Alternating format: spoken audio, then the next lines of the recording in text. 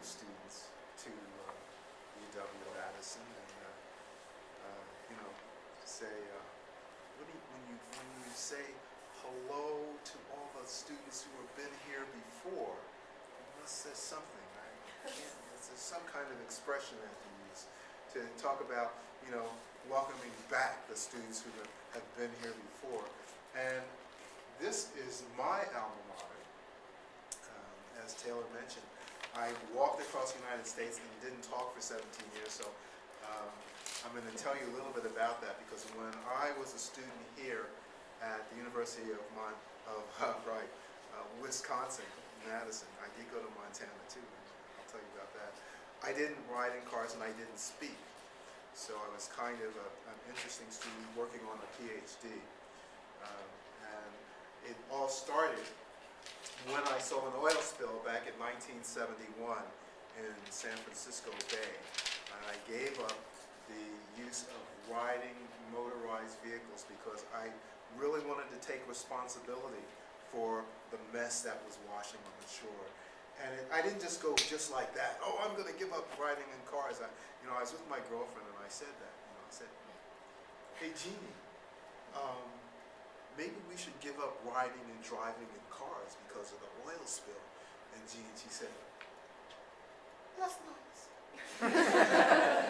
Jean didn't say that, and I usually tell people she didn't sound that way. I mean, she said that, but that's what we call a theatrical device. Jean, John, and she thought that that would be a great idea, but we didn't have a lot of money.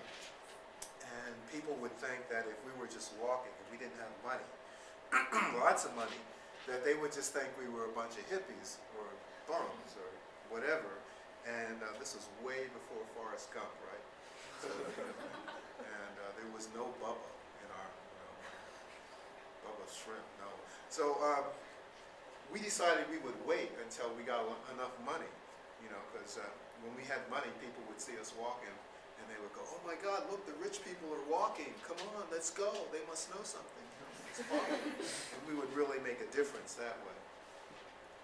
But what it was that really changed my life was the death of a friend who was a deputy sheriff, right? And lived in a little town of about 350 people. His name was Jerry Tanner. He was a deputy sheriff.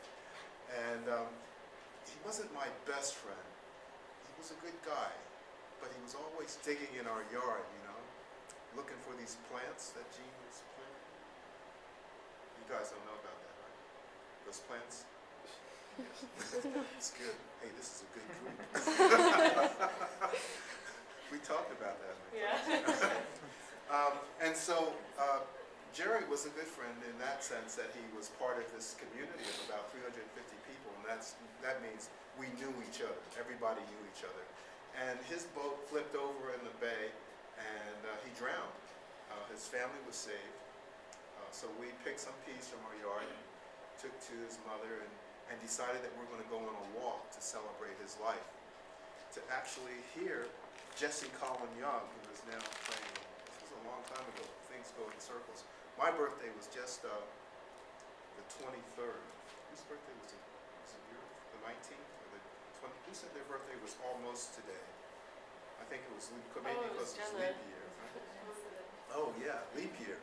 Is it today? Yeah. Oh my God, you're just so young. So I went to walk to see Jesse Colin Young, and they're singing, "Come on, people, smile on your brother, everybody get together, love one another." That's those guys, the young bloods. So we walked there, and we didn't get there until about 2 o'clock in the morning, and the whole thing was over. And on the way back, walking, a couple days later, I decided that you only have this moment to do the things that you want to do. I mean, I was here waiting for the money, waiting for the money to come, because when the money came, then I could afford to do what I wanted to do. But the money wasn't there, and all that was there was the desire to do something. And I decided that, listen, we only have right now. Not tomorrow. We don't know if tomorrow's going to come. Jerry didn't know tomorrow was going to come or not come, and he was the same age I was. He was about 26 years old. He had a family and a nice house, white picket fence around the house. So I decided when I got home I was just going to keep walking, which is what I did. I started walking. I just kept walking. You know, Jean said, bye. She didn't say that. She said, I'm busy. I got to make money. I'm going to have a court case. I'm going to be rich. Don't you worry. That never happened. I'll tell you right up front. That never happened. She didn't become rich. So I just kept walking, and all my friends in this little town in California called Inverness got really upset because they said, John, what are you walking for, man? And I said, the environment, the oil spills. Because, you know, everybody was crying about how the birds were all flapping, covered with oil and stuff. Nobody really wanted to do anything. And they just said, you're doing this to make us feel bad. And which may have been, you know, I was walking, you know, hoping that everybody was going to come and walk with me. That didn't happen either. You know, it's kind of like the money. They were shouting, come on, let's go, everybody, walk, get out of your cars. Okay. So anyway, I'm walking just by myself, and people are driving up to me and saying, John, you're crazy. One person can't make a difference.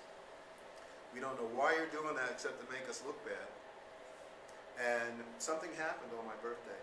I was turning 27, and that was 3 nines, you know. 3 nines is 27, 3 threes is 9. This is a special birthday. I have to do something special. And so I happened to be reading The Hobbit at the same time, and I really like The Hobbit. And the Hobbits on their birthday, if you know Hobbits, anyone know Hobbit lore? Okay, you guys aren't saying. Oh yeah, I know, but Hobbits give on their birthday. They give big parties, they give gifts to other people. They don't expect to get gifts given to them. And so I decided on my birthday I was going to give the gift to my community of me not talking for one whole day. Because when I talk, you know, I just really talk. It gets so deep. John, shut up, it's getting deep. And so on my birthday I stopped talking, and I realized something right away, was that I hadn't been listening. After I got to be a certain age, I thought I knew everything. Now I know you guys don't think that way, but I did. I thought I knew everything, and this is what I would do. I would listen just enough to think I knew what someone was going to say, so then I would stop listening and start thinking about what I was going to say back to show them that I knew better than they did, that they were wrong, I could say it better, oh, whatever. And it ended up that we really never were communicating because they stopped talking, and I finally launched into whatever I was thinking, not even caring what they really said. Well, that first day of just listening and of being silent was just changed my life because not only did I realize that I hadn't been listening and that if I listened I might learn something, I also realized that if I would listen I might hear something that I didn't know would be different than what I thought I knew. So to learn something meant to hear something that maybe I hadn't heard before or that I didn't know.